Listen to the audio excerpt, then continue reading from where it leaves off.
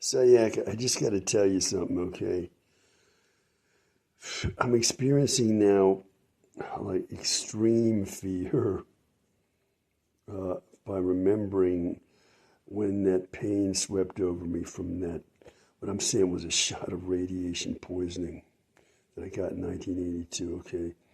Now, did you know that there's a retraction to the Canterbury Tales by Chaucer? I don't remember exactly what he said, but essentially was he was saying, "I'm sorry I wrote these bawdy tales. I'm sorry about what I wrote." Right when he was about to pass away, Chaucer wrote a retraction to his Canterbury Tales, which is like a classic of English literature. Okay, they're written in Middle English, and you have to have like a dictionary to read them because the words are completely different from the English we know now. Well, there's also a book I read. It's an erotic book, let's call it, about set in China called Prayer Man of Flesh. I read that, and there's a retraction at the end of that where the guy who went out and had all these sexual adventures at the end, he said, "I'm so sorry that I did this. My wife committed suicide, and it was a bad idea for me to do that. I lost my wife as a result."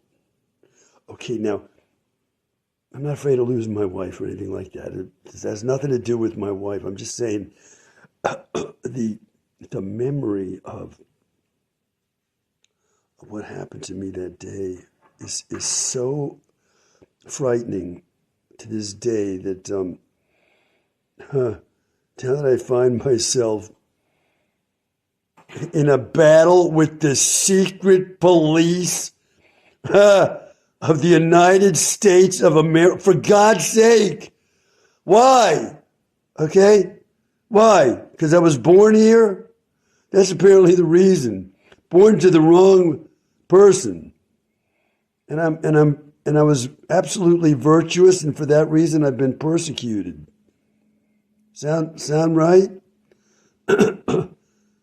Jesus. Okay, so I'm remembering what happened to me back in 1982 when that pain swept over me, and it's creating a great deal of upset in me right now as I'm thinking about this bizarre, weird, crazy place I'm in here in the United States, and I'm hoping to get out, and I'm not seeing you anywhere, and I don't know what's going on. I got to get out of here, like I say. My experience with this kind of thing is that if you're a victim of abuse as severe as I've been, what happens to you? Well, my take on this, after watching this kind of thing in women at a great distance throughout my life, I was always interested in. My mother tried to help a woman who was being abused by her husband. She was trying to get her a place to live that he wouldn't find and so on, because he was terrorizing her. She was very much afraid that he'd find her and all. And I was with them trying to find this place. And my mother was abused as well by America's Man of the Year. Okay, he severely beat her physically in a horrific way one time, and I never forgotten that either. Okay, and how the people in that profession, what's it, psychology? They did nothing to help our family after he did that. Nothing at all. And then later, what did they do? They came in and nearly murdered me years later at his word. My God. So when things like that are happening to me here in this country, and they really have happened, and well, sometimes I remember that horrific pain sweeping over me, and nobody has believed me to this day. No one. No one, not a single person. I've been saying, the thought that went through my head as that pain swept over me was, no human being can experience this much pain and live. I think that's an exact quote. And as I was thinking that, I had a picture of the atomic bomb going off. And that's how I was like, oh, it was going off in me. And what do you want me to do? Okay, to explain more. I mean, if I start acting this thing out, people are going to think I'm lying by exaggeration or whatever. So, I'm telling you, okay, that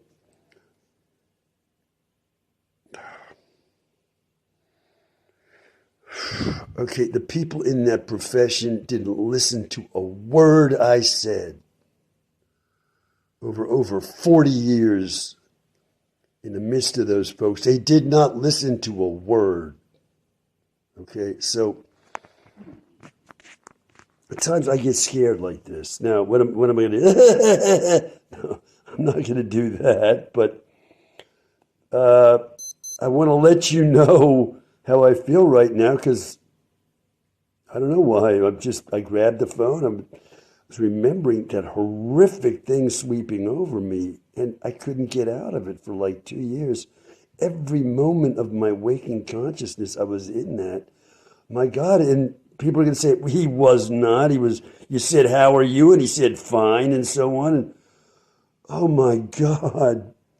Well, I'm not going to start screaming that you're not listening to what I'm saying about what happened, not you, the people out there. So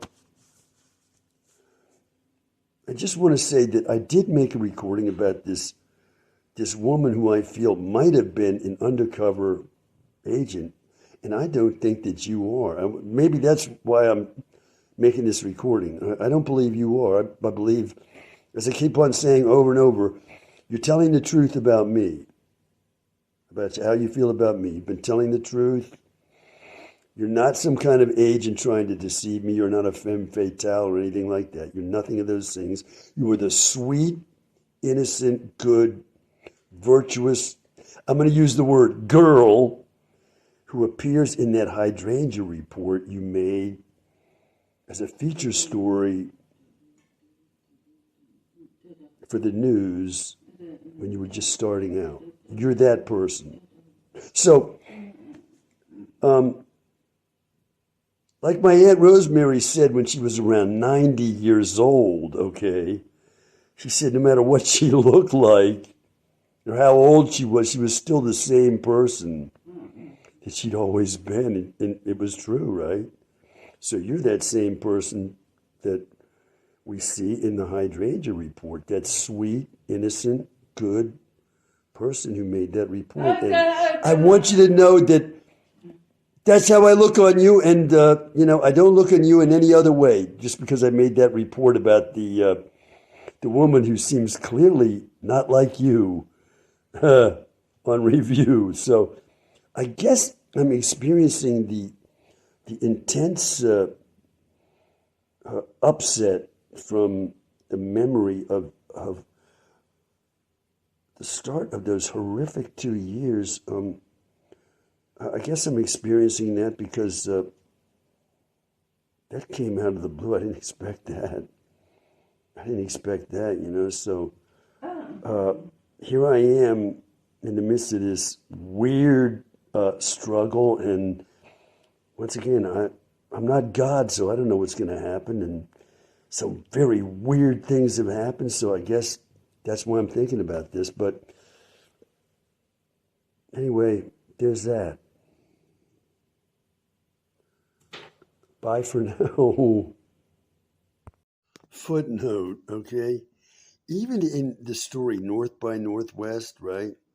Where that lady who's like a double agent is in love with this man who's being chased and is in danger of losing his life. He's completely innocent. He's been mistaken for somebody he's not, okay? she falls in love with him, but she never like expects him to do this, that, or the other to be in love with her. She doesn't. She makes no conditions on her love, and that's the way love is. It's supposed to be unconditional, right? Look, I'm no guru on this. I know just about what the average person knows, okay? But I'm saying that even in that story, she doesn't expect him to do something to be in love with her. She doesn't. Now, the case study for this whole idea about conditional or unconditional love, it's in Rodney Dangerfield's movie, The Fourth Tenor, right? Where there's this woman, this young woman, that the ancient Rodney Dangerfield, by then he must have been in his 80s. Well, he's a character in the movie. His name is Lupo, which means wolf in Italian, okay? And he's after this young woman who doesn't want him, okay, at all. And so what does she say to him? She says, Lupo, you know that I'm only going to marry a famous opera singer. I'm not going to marry, you can't sing opera, no.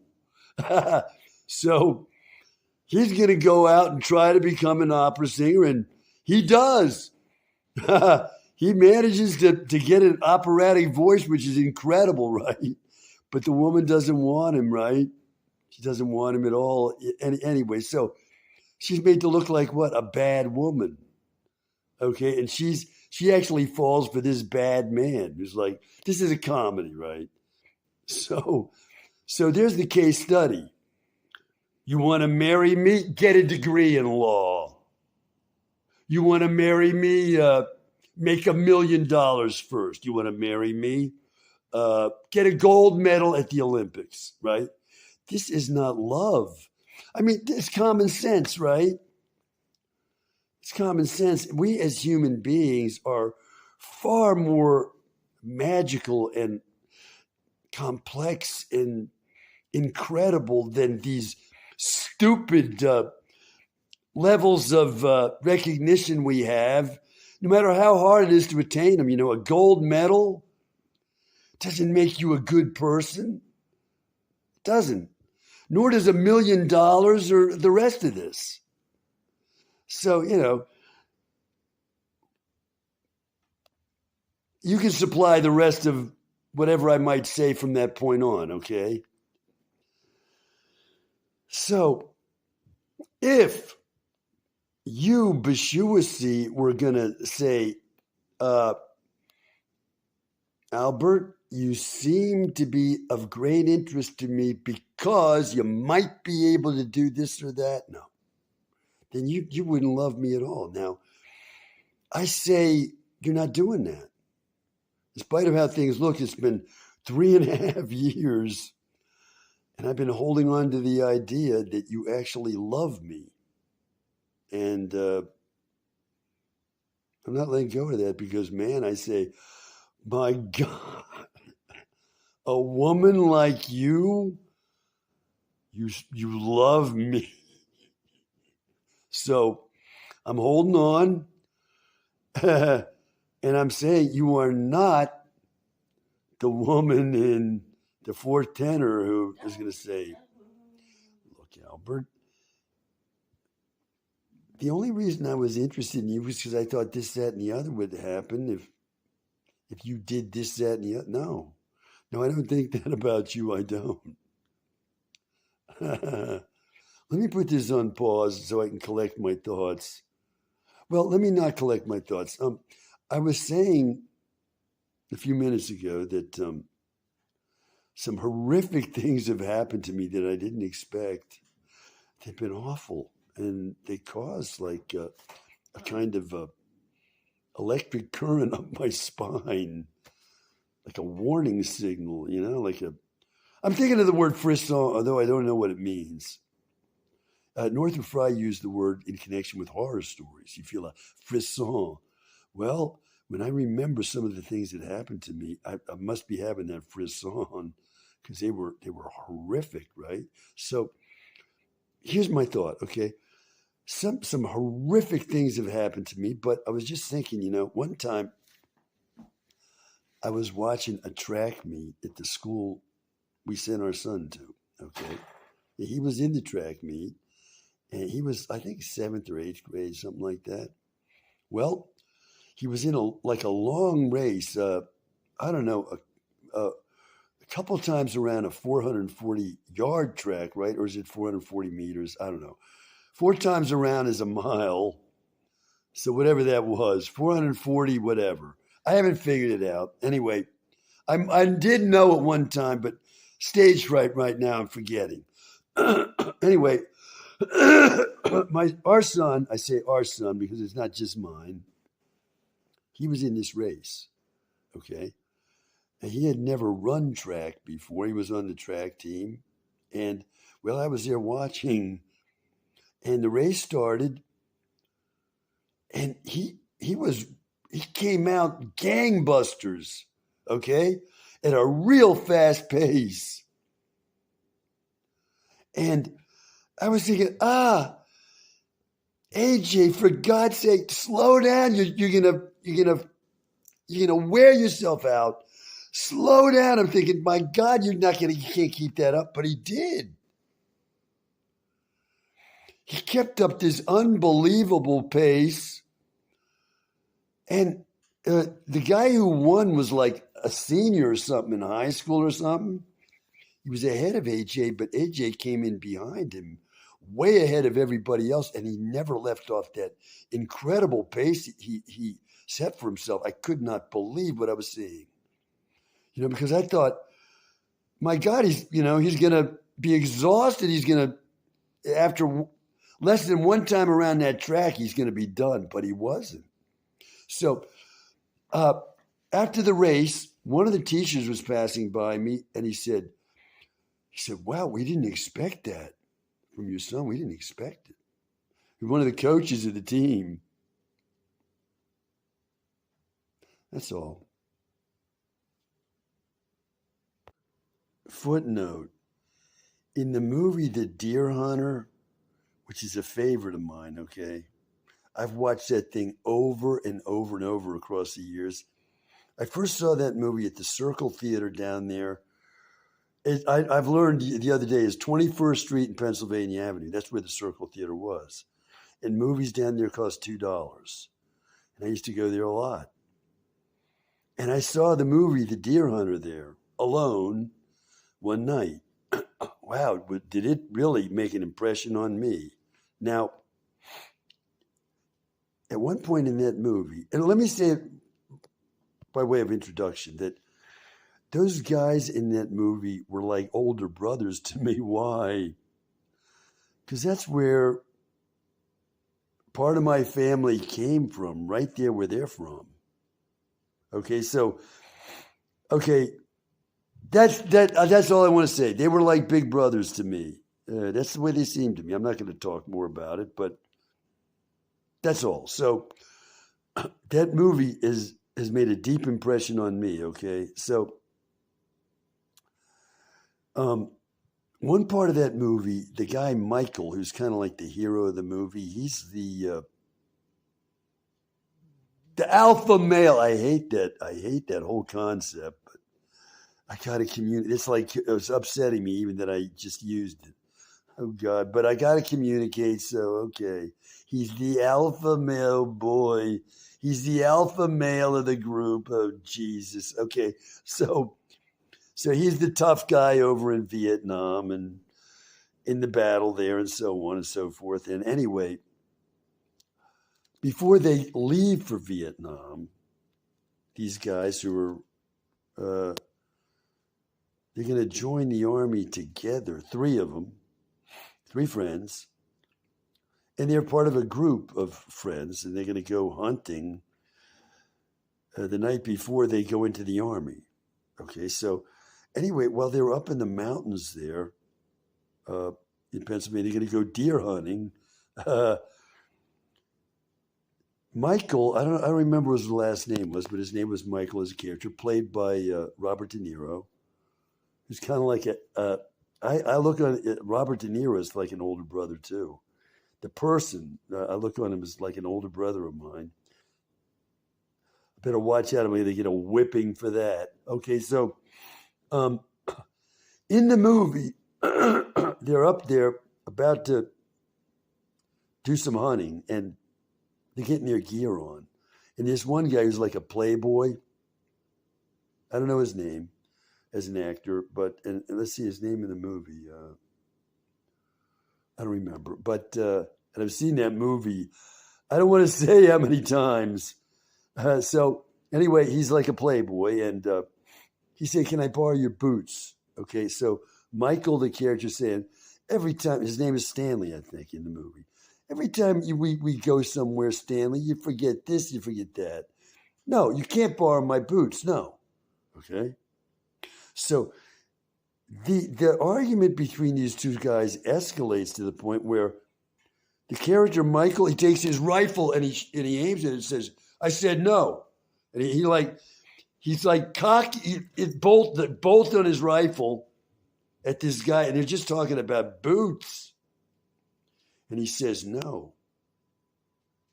Well, he never says yes, but the other guys finally they say, "Here, take the boots," and they throw them at him, and he doesn't.